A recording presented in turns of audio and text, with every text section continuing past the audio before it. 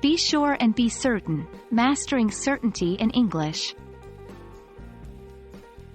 Hello learners!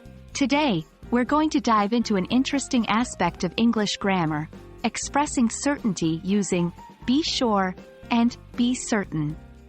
You'll often need these expressions when you want to show how sure or certain you are about something.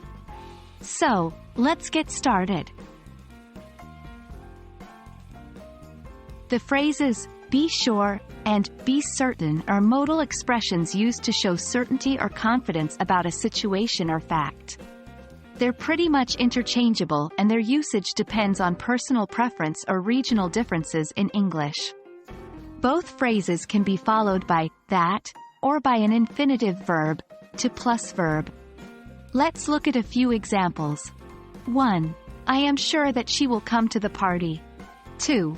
I am certain that she will come to the party. 3. You should be sure to lock the door before you leave. 4. You should be certain to lock the door before you leave. Just like their positive forms, the negative forms of be sure and be certain express a lack of confidence or certainty about something. These are constructed by adding the word not before sure or certain.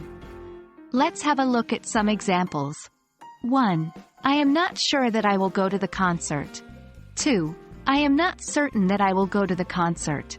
Note: we don't usually use be sure not to or be certain not to as the negative equivalents of be sure to or be certain to. Instead, we use expressions like be careful not to or make sure not to. When asking questions, be sure and be certain are used to inquire about someone else's level of certainty. For instance, 1. Are you sure that you want to leave? 2. Are you certain that you want to leave? Note: when the phrase is followed by an infinitive verb to plus verb, we typically use are you sure you want to or are you certain you want to without that. And that wraps up our session on expressing certainty with be sure and be certain.